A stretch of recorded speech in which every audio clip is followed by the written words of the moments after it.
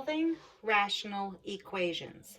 The word rational means fractions, and obviously an equation has an equal sign. But when you look at all 6 equations on the board, you will realize that they do not have like terms. When it comes to fractions, they are only like terms if their denominators are all matching. So what I need to do is make some adjustments so that every single denominator multiplies out to the same thing. So 6k squared. Well, if you multiply this denominator by 2, it would be 6k squared. And if you multiply this denominator by 6k, that would also be 6k squared. So once you have made the decision of how to match the denominators, you have to multiply the corresponding numerators by the same expressions that you multiplied the denominators by. In doing so, on the far left, you will have 1 over 6k squared equals. In the middle, you'll have 2 over 6k squared. And on the far right, you will have 6k over 6k squared. Now, I like to try to find ways to help people remember the procedure on what to do. And I always say that the equal sign that's in the problem kind of resembles an eraser. Because the moment you have like terms, you're actually allowed to erase the denominators because they were all the same. You're left with a very straightforward equation, one that says 1 equals 2 minus 6k. So if you subtract the number 2 from the left and you subtract the number 2 from the right, you will get -1 is equal to -6k. And obviously, if you divide both sides by the -6, you will get a value of k that is equal to 1 over 6. Now, I am on purpose not boxing that off. I will not box off anything on this entire board until I go back and look at each individual problem that was given. So, when it looks like eyes are on problem number 2, the denominators are not the same. They are not like terms. However, if you multiply the first one by 2, then the first one would be 2n squared and the last one would be 2n squared. And if you multiply the middle one by 2n, then that one would multiply out to 2n squared also. So basically, you can get all denominators to be the same as long as you put in those adjustments. So to be fair, you have to put the same adjustments in the numerators also. Once you do that, you have now created like terms. My first fraction is 2 over 2n squared. My second fraction is 2n over 2n squared. And my third fraction is 1 over 2n squared. And only because this is an equation with an equal sign and an eraser looks like an equal sign, you're allowed to erase the matching denominator, leaving you with a very basic equation, which is 2 plus 2n is equal to the number 1. So when you subtract 2 from both sides, you end up with 2n is equal to -1, only to go further, divide by 2, and get n is equal to -1/2. But once again, I have yet to verify that that's the answer. You could have a false positive in these rational equations. So when you go to problem number 3, you can't mathematically solve it unless all the denominators are the same. So if you take the middle fraction and multiply it by a b, it will multiply out to 6b squared. And if you take the last fraction and multiply the denominator by 6, then that one would also say 6b squared. So the adjustments needed to match the denominators have to also be placed in the numerators. My first fraction was not altered at all. It remains 1 over 6b squared. But in the middle, when you multiply the numerators, it is b over 6b squared.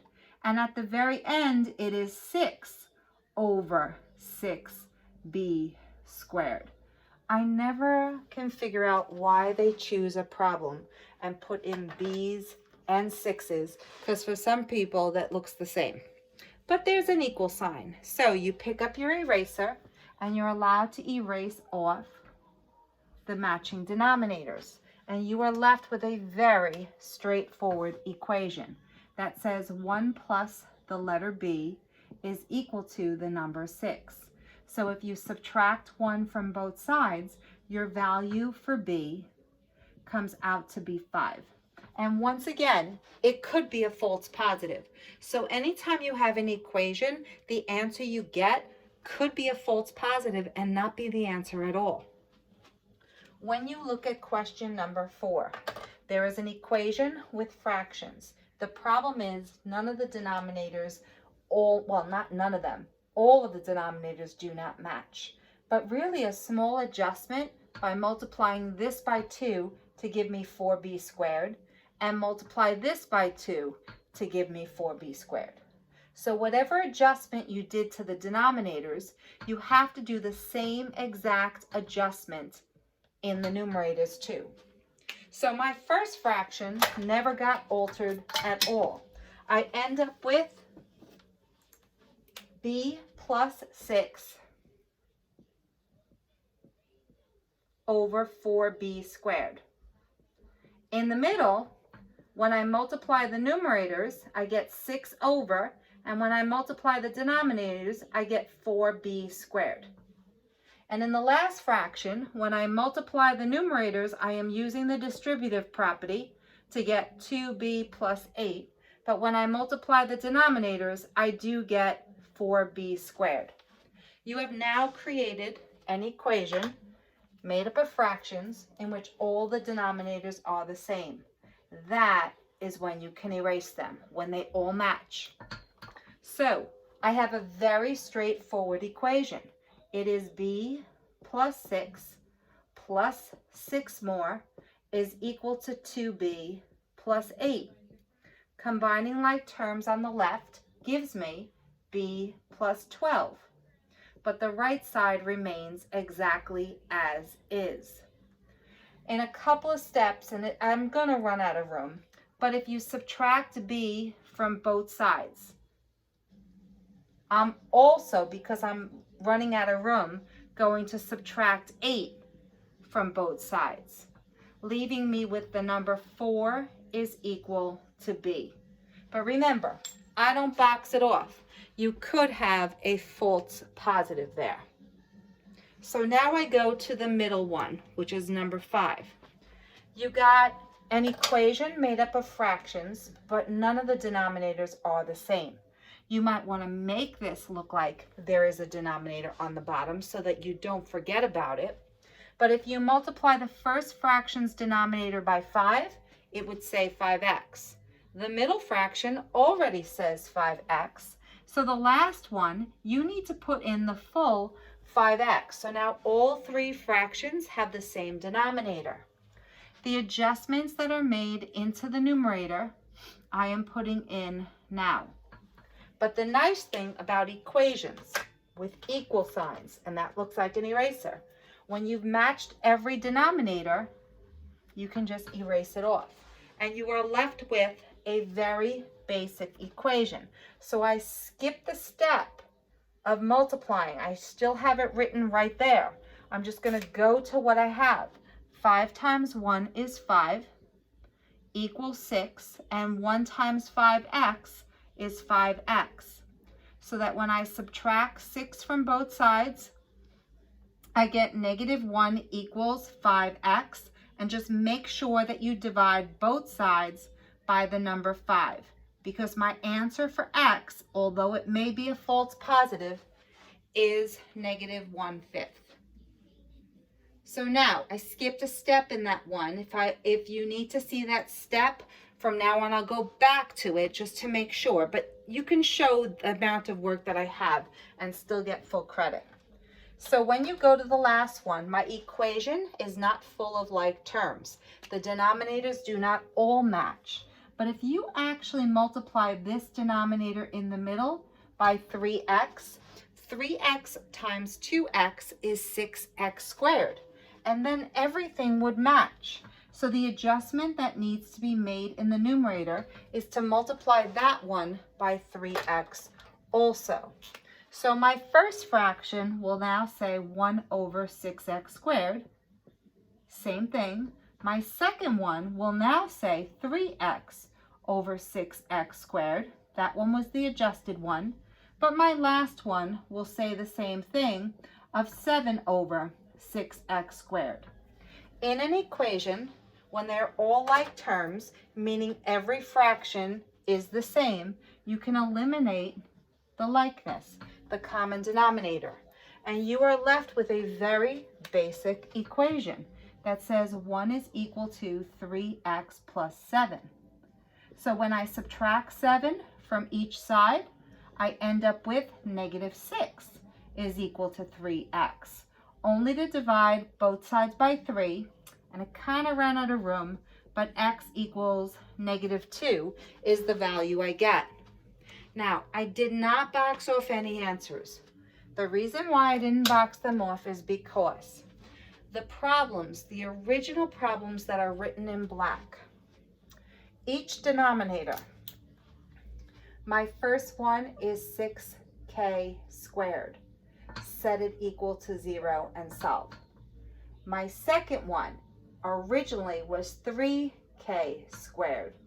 Set it equal to 0 and solve. And my final one, it was the one written in black, was k, and set it equal to 0. Every single one of these gives you the same answer. They all give you k is 0. Because when you divide both sides by 3, you're going to get k to the second is equal to 0. But when you take the square root, you're going to get k equals 0. Same thing here. When you divide both sides by 6, you get k squared equals 0. But when you take the square root, you still get k equals 0. What you're doing in green is you're trying to come up with the only number in existence that is not allowed to be a solution. Because someone taught you a long time ago, you're never allowed to have 0 in a denominator, because that would mean that you're dividing by 0. So this is the only value you cannot have, which means this is fine. Your answer is 1/6. So now, is there a shortened way to actually do this instead of doing all three? The answer is yes. That common denominator that you erased off said 2n squared. Just set the common denominator equal to 0 and only solve that. When you divide both sides by 2, you end up with n squared equals 0.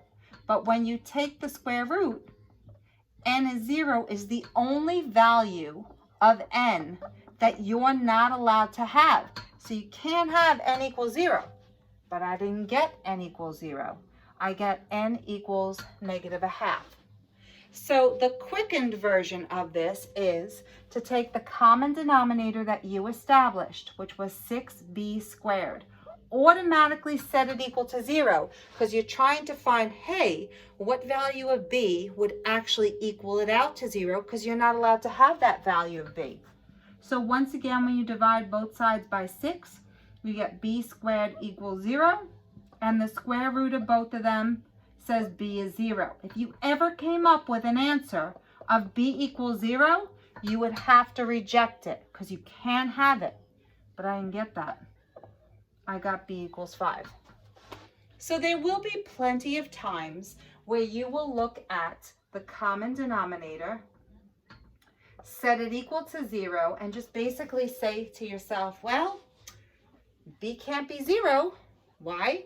Because 0 squared is 0 and 0 times 4 is 0, and that's the only value of b that would equal out to 0, which means the value of b cannot be 0, because then otherwise the denominators would be 0. So when you look at your answer, I got b as 4, which means that's not a false positive. That is definitely the answer. Now, in the next one, I basically erased everything off. So, because remember I did a shortcut on that one?